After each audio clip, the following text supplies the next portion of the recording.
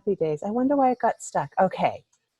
So glad that you're here. This is so good. So it's been a busy morning for me, and it's nice to have had a little bit of leeway. I know you're out in California now. You used to be out here. Now you're out in California, so things are a little bit behind here. So before I introduce Ashley, I want to give my digital marketing tip of the week. So I did have a question this morning. As some of you know, I'm beta testing this Rise Together membership group. And what I love about it is people can show up on our weekly calls. We have a weekly 45-minute call, and people can show up with whatever it is that they've got on their mind and that we can, try to address for them, in particular for digital marketing, because that's kind of where I spend all my time and energy. So this morning, somebody in the group asked a question, which I think a lot of people have. So I figured I would bring it to this talk today. And the question was, when do you use Facebook boosts and when do you use Facebook ads? And I do spend some time in there, but here's what I do know about that. So a Facebook boost is when you have a post that you've put out there and you want more people to see it. And you guys know that I'm always about having a good call to action. So I think a post that would make a good boost, there's a few things to think about. Make sure that whatever it is you're boosting somehow has something you can measure. Maybe it's visits to your website or visits to your landing page, sign-ups for your email list. So make sure there's something you can measure other than just clicks on the post that they've taken the next step to bring them closer to you. Now, before you even boost it, here's what I've read by Larry Kim of WordStream. It is a great technique.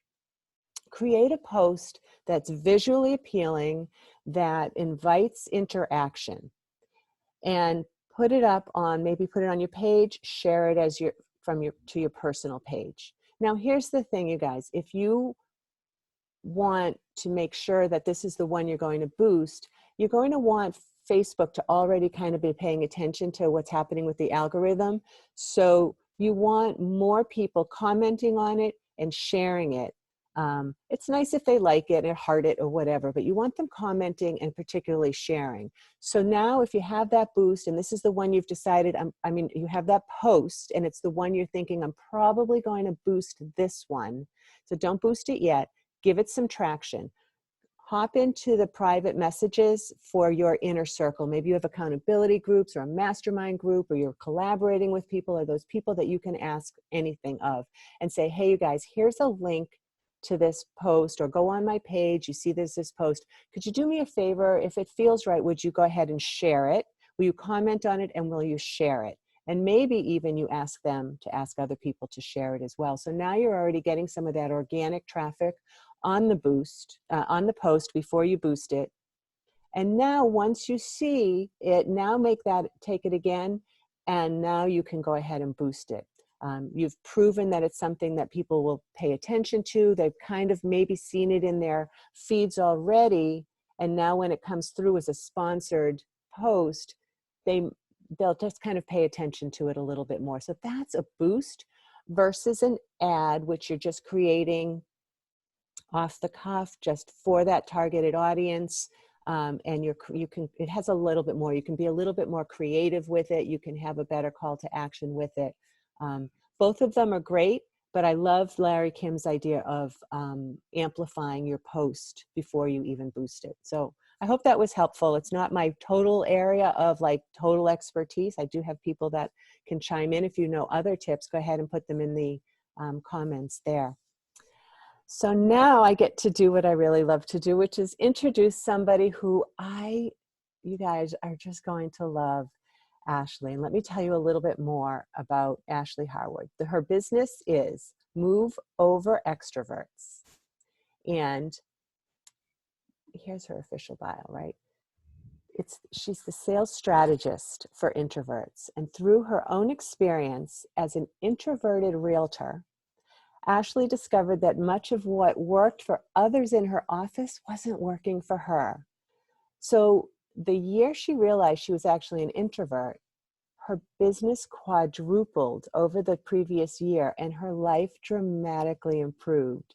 And so then she founded Move Over Extroverts in 2019 to help shorten the learning curve for other entrepreneurs and help them to grow a business in a way that doesn't burn them out. And when I tell you, I asked Ashley what is her superpower, I don't think you'll be surprised to know that her superpower is that she's told she has a very calm, relaxing presence, which I can attest to. And today we're talking about how introverts can build successful businesses too. And I'm so glad that you're here, Ashley, all the way from California. Thank you so much for having me. I'm excited to be here. So you were a realtor before you took this business. Or are you Yeah. still?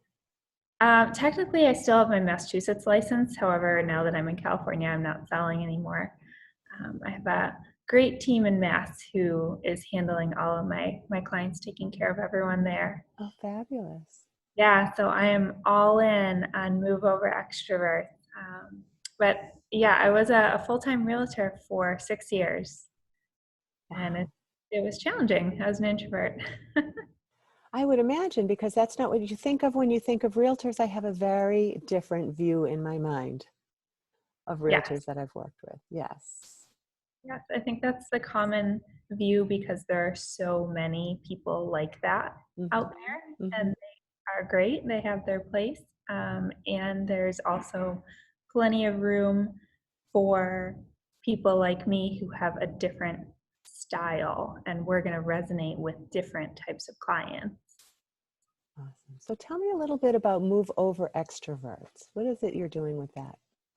So this is a company that I've created over the past year and a half or so. And it really came out of a need for additional training and support that wasn't just the same thing over and over. A lot of sales training that I've experienced is great, but it doesn't work for everyone. It's kind of, here's the one way or the two ways that you need to build your business.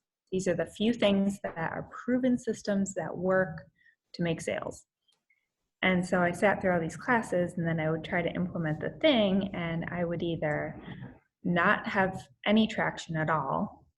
I would have a little traction, but the energy I was outputting was not worth it, and I would burn out. Or I would just, usually in conjunction with those, is I was hating every second of whatever the thing was. Cold calling, going up to strangers in the supermarket, Oh my God. knocking on people's doors, like just stuff that makes my skin crawl. And for other people, it worked beautifully. And so I spent a lot of time thinking, there's got to be something wrong with me. What is wrong with me that I can't do what my colleagues are doing? Yes. So it Wow. took a few years before I finally realized, no, you know what? There are hundreds or thousands of different ways to go and find clients, and I can do this in a way that looks different and that works for me.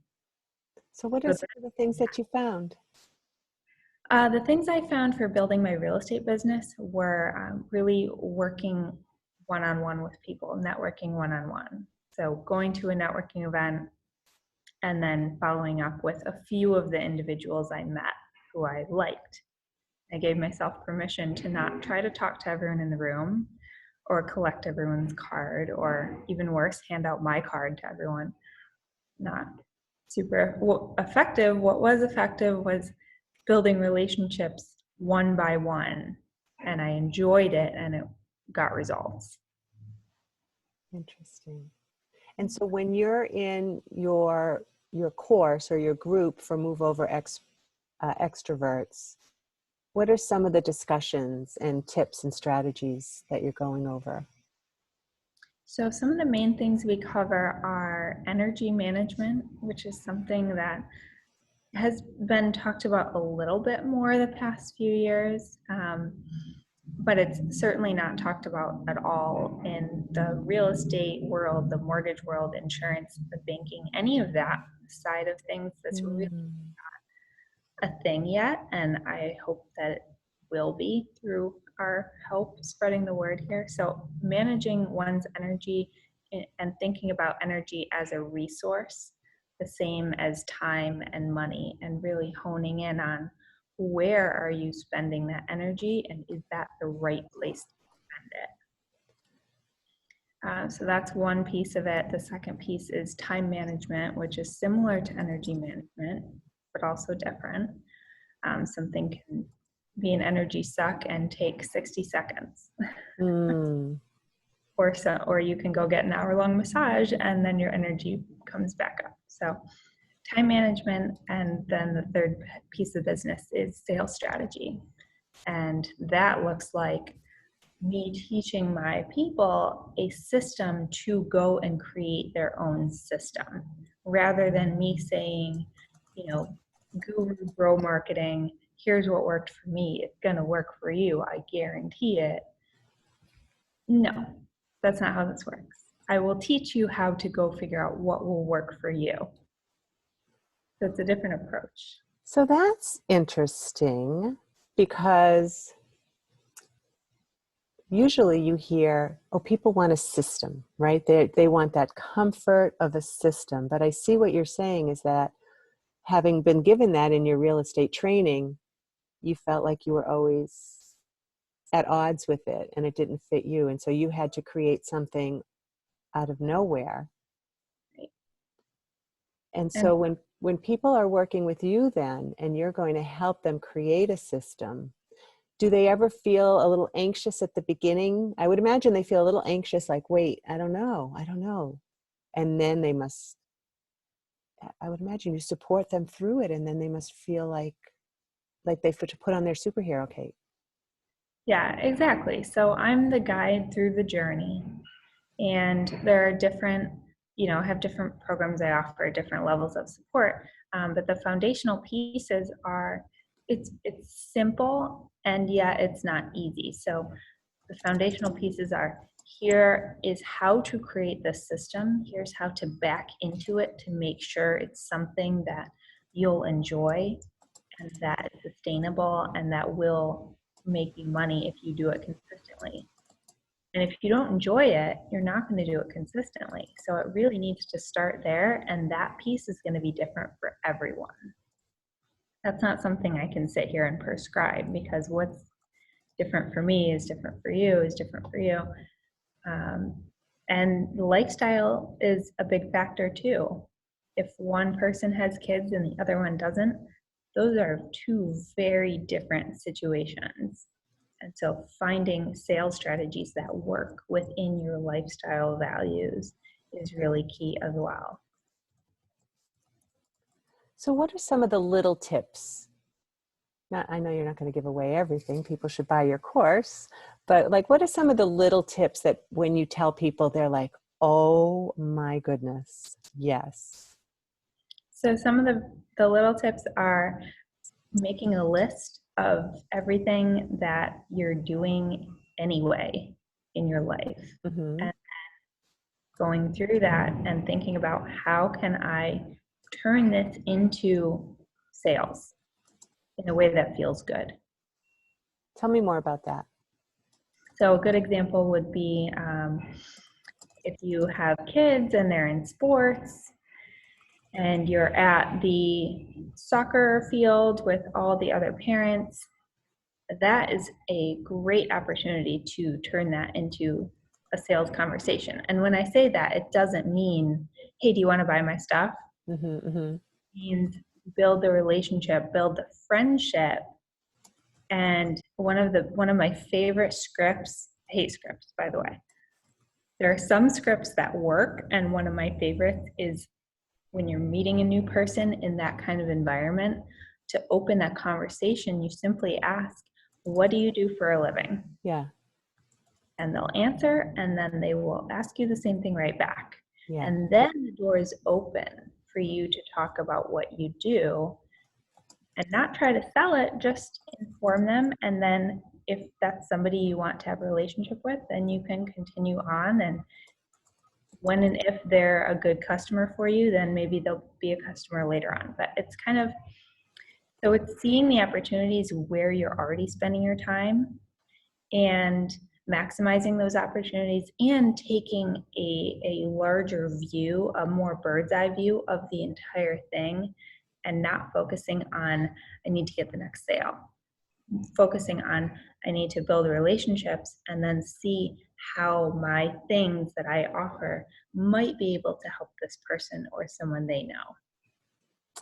I know that when people and Rise Above Noise listen to this video, they're just going to eat it up. That is right. It's just so good. I was doing a lot of networking, and honestly, I have a couple of women's networking groups that don't feel like networking to me because it feels like I'm going to hang out with a bunch of friends. It's such a big part of my identity.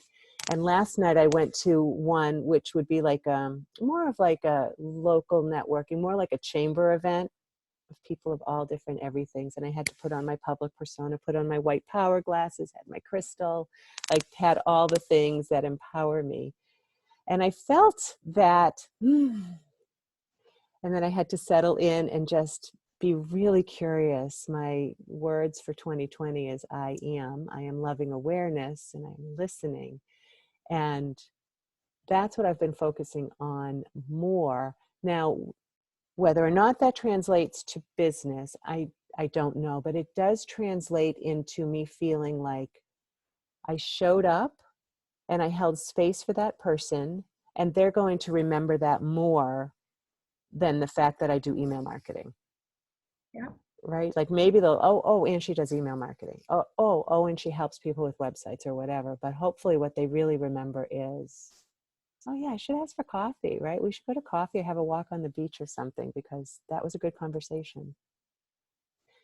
And it is, and I was saying to somebody recently that I think that's what I was saying to you, maybe, that it's such a big part of who I am now.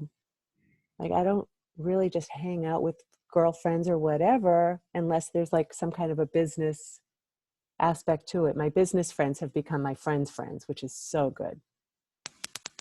Yeah, same here. And I love that. I think that has a lot of value for me, having mostly female friends who are also business owners. So we can have business conversations and friendship conversations too. Right, exactly. Especially if you're building, like I do, I have the mastermind groups and accountability groups. And um, when you can take things to the next level and feel kind of vulnerable and safe, because you know that you've done that work of building the relationship. It's not just a stranger who you might feel like, oh my gosh, I wonder if they're going to judge me. I think that's a big part of it too. But Yeah. also to the point of being an introvert, then you need to I come home from something like that, and I bring my dog up on the couch with me, and I sit next to my husband and I say, I just can't talk for a little while. Just going to sit here and do my crossword puzzle, and I'll talk with you in the morning. You just got to refuel. Yeah, that is absolutely an important piece for introverts, is replenishing that energy. And what a lot of people don't always understand is that being an introvert simply means that your energy is replenished when you're alone and it's used up around other people. And that's it. You can be a very highly social, outgoing person and still be an introvert. Or you could be very quiet and shy and be an introvert. There's all these different combinations, which is wonderful because humans are complex, and that's important. Aren't we though? That is so true. In one of the notes that I was reading from you, and maybe you already alluded to this, but let's go into it a little bit deeper. You say that you talk about using a calendar to maximize productivity. How does that work for you in particular, or how do you guide people in that skill? I can give you a great example of that for myself that I honed in on for last week. So last week I launched my online course, and with that I did. Congratulations. Thank you. I know it's not easy. Not easy. This has been probably a year in the making, and now finally it's live. It's beautiful. It's ready to go. I'm so happy for you. So I launched it in my Facebook group, and with that I did a series of 7 lives in my Facebook group on, training things that were associated with the material, but different material. So I had to create all that content as well, and then be live every night in my group and bring that energy. And so my coach taught me how to do this. So I was following her model, and her model is that these should happen for the best results at 8 o'clock Eastern. So Oof. 5 o'clock my time, which is better than 8, but still. So I knew that I had to really manage my time and my energy using my calendar. So what I ended up doing that worked well for me was I'd get up around like 6:37, have coffee, journal, and then do whatever work I needed to do. Most of it was prepping for the evening. I would do that for a couple hours and then hard stop around 1 o'clock, and then take the afternoon and do whatever I needed to do to bring my energy level back up so that I was at my best at 5 o'clock. And I did that every day, and it worked really well for that specific instance. I was able to use my calendar to have the space to bring my energy level back up. And I didn't beat myself up because I wasn't working from 9 o'clock to 5 o'clock every day, which is still a challenge because that's kind of ingrained in all of us, right? Yes. From our society, especially as an entrepreneur. If you're not making your numbers, just go work harder. That's, no, I can't be doing that. I love that. So how do you, I'm always curious how people arrange their calendar. So you said you used your calendar that way. Did you block out like appointments with yourself to go do what you needed to do? Yeah, I actually have my calendar right here. I can show you what it looks like. So blue is work stuff and pink is personal stuff. And I just simply wrote joy every day in the middle of the day. I wrote the word joy because I didn't want to define it. I didn't know what I would need each day. So every day was a little different. It was a nap or a walk or reading, whatever I needed. I love that. That makes me almost want to have like a paper calendar because I use my iCal, but I love that idea so much. So tell me, where can people find more about you? I know you have the is it Move Over Extroverts is your Facebook page? That's the page, yes. Okay. I don't do a lot with the page. I have it mostly just to run ads through. Yeah. I choose to run ads, which currently I'm not doing. The Facebook group is the best place to find me. It's called Introvert Entrepreneurs. Awesome. Very good. And let's see, I'm looking at your notes. So you have a special offer. Oh, this is nice. I should have looked. I didn't go all the way down the page. So you're offering a virtual mini course, which has $150 value, and you're offering that free for the Rise Above Noise.